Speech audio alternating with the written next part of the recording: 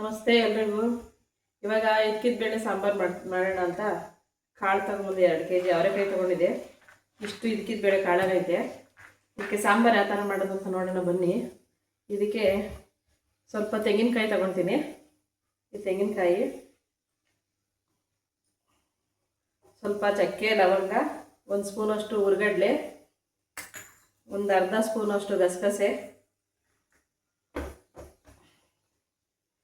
2 ಈರುಳ್ಳಿ, 1 ಟೊಮೊಟೊ, ಸ್ವಲ್ಪ ಕೊತ್ತಂಬರಿ ಸೊಪ್ಪು, ಒಂದು ಸ್ವಲ್ಪ ಪುದೀನ, ಒಂದು ಸ್ವಲ್ಪ ಶುಂಠಿ, ಒಂದು 6-7 ಮೆಣಸಿನ್ಕಾಯಿ, ಒಣಮೆಣಸಿನ್ಕಾಯಿ ತಗೊಂಡಿದ್ದೀನಿ.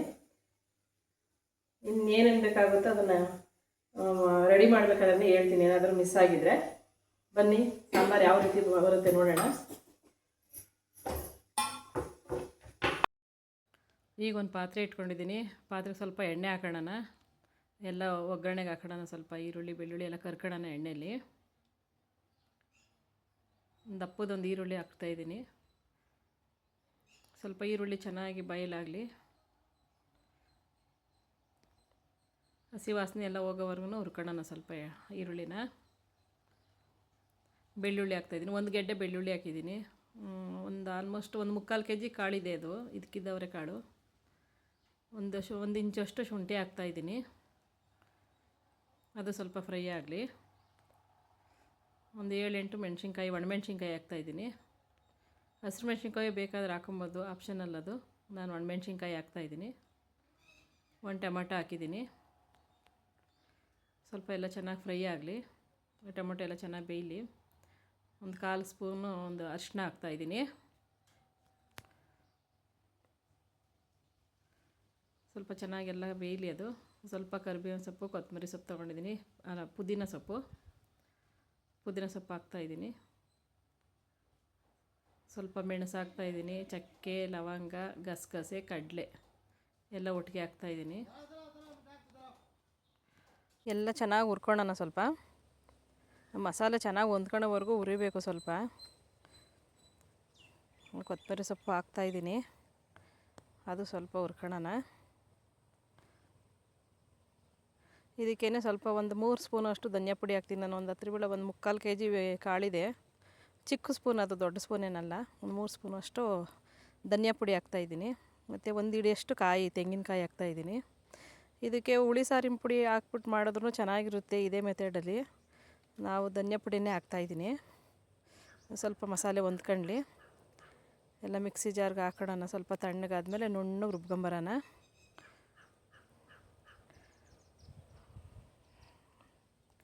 ಇದಕ್ಕೆ ಅವರೆಲ್ಲ ತೊಳೆದು ಇಟ್ಕೊಂಡಿದ್ದೀನಿ. ಈಗ ಒಗ್ಗರಣೆಗೆ ಹಾಕೋಣ. ಒಂದು ಕುಕ್ಕರ್ ತಗೊಂಡಿದ್ದೀನಿ. ಸ್ವಲ್ಪ ಎಣ್ಣೆ ಹಾಕ್ಕೊಂಡಿದ್ದೀನಿ. ಸ್ವಲ್ಪ ಎಣ್ಣೆ ಬಿಸಿ ಆಗಲಿ.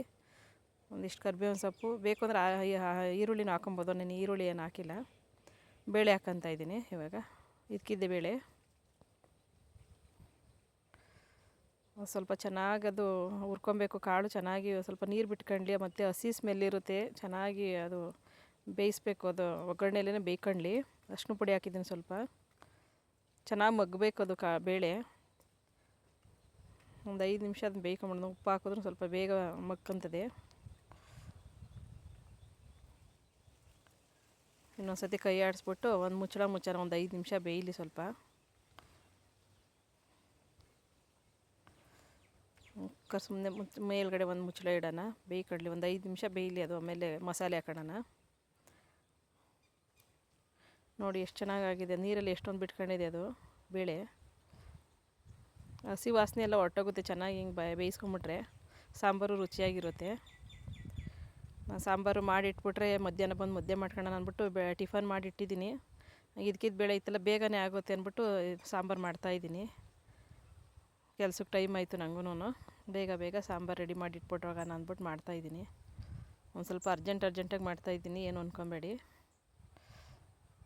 ಮಸಾಲೆ ಹಾಕ್ಕೊಂಡಿದ್ದೀನಿ. ಇವಾಗ ಸಾಂಬಾರು ಎಷ್ಟು ನಮಗೆ ಹದ ಬೇಕು ನೋಡ್ಕೊಂಡು ನೀರು ಹಾಕೋಣ. ಇದಕ್ಕೆ ಇನ್ನೊಂದು ಸ್ವಲ್ಪ ನೀರು ಬೇಕಾಗುತ್ತೆ. ಇಷ್ಟು ನೋಡಿಕೊಂಡು ಈಗ ಉಪ್ಪು ನೋಡ್ಕೊಂಡು ಸ್ವಲ್ಪ ರುಚಿ ನೋಡ್ಕೊಂಡು ಸ್ವಲ್ಪ ಉಪ್ಪು ಹಾಕೋಣ. ನೋಡಿ ಇಷ್ಟು ಹದವಾಗಿದೆ ಗಟ್ಟಿಗೆ ಸಾಂಬಾರು. ಮುದ್ದೆಗೆ ಬೇಕು. ಇವಾಗ ಮಧ್ಯಾಹ್ನಕ್ಕೆ ಮುದ್ದೆ ಮಾಡ್ತೀನಿ ಸಾಂಬಾರಿಗೆ.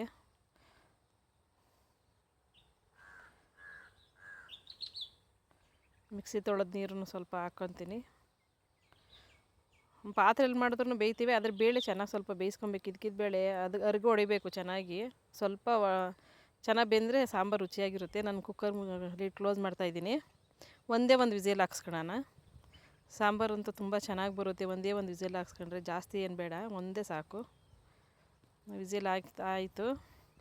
ಇದು ತಣ್ಣಗಾಗಿದೆ ನೋಡಿ. ಸಾಂಬಾರು ಎಷ್ಟು ಚೆನ್ನಾಗಿ ಬಂದಿದೆ. ಜಾಸ್ತಿನೂ ಬೆಂದಿರಲ್ಲ, ಒಂದು ಹದವಾಗಿರುತ್ತೆ. ಇದಕ್ಕೆ ಇಡ್ಲಿ ಚೆನ್ನಾಗಿರುತ್ತೆ, ಚಪಾತಿ, ಪೂರಿ, ಅನ್ನಕ್ಕೆ, ಮುದ್ದೆಗೆ ಎಲ್ಲದಕ್ಕೂ ಹೊಂದ್ಕೊಳ್ಳುತ್ತೆ. ಸಾಂಬಾರು ಮಾತ್ರ ತುಂಬ ಟೇಸ್ಟಾಗಿ ಬಂದಿತ್ತು. ತುಂಬ ಚೆನ್ನಾಗಿ ಆಗಿದೆ ಸಾಂಬಾರು. ಮಧ್ಯಾಹ್ನಕ್ಕೆ ಇದೇ ಸಾಂಬಾರಿಗೆ ಮುದ್ದೆ ಮಾಡ್ತೀನಿ ನಾನು ನೋಡಿ. ನಿಮಗೂ ಇಷ್ಟ ಆಯಿತು ಅಂದರೆ ಒಂದು ಲೈಕ್, ಶೇರ್ ಮಾಡಿ, ಒಂದು ಕಮೆಂಟ್ ಮಾಡಿ, ಸಬ್ಸ್ಕ್ರೈಬ್ ಮಾಡ್ಕೊಂಡು ನಮ್ಮ ವಿಡಿಯೋ ನೋಡಿ ಅಂತ ಕೇಳ್ಕೊತೀನಿ. ನಿಮ್ಮೆಲ್ಲರೂ ಪ್ರೋತ್ಸಾಹ ಬೇಕು. ದಯವಿಟ್ಟು ಸಬ್ಸ್ಕ್ರೈಬ್ ಮಾಡ್ಕೊಂಡು ವಿಡಿಯೋ ನೋಡೋಕ್ಕೆ ಥ್ಯಾಂಕ್ ಯು.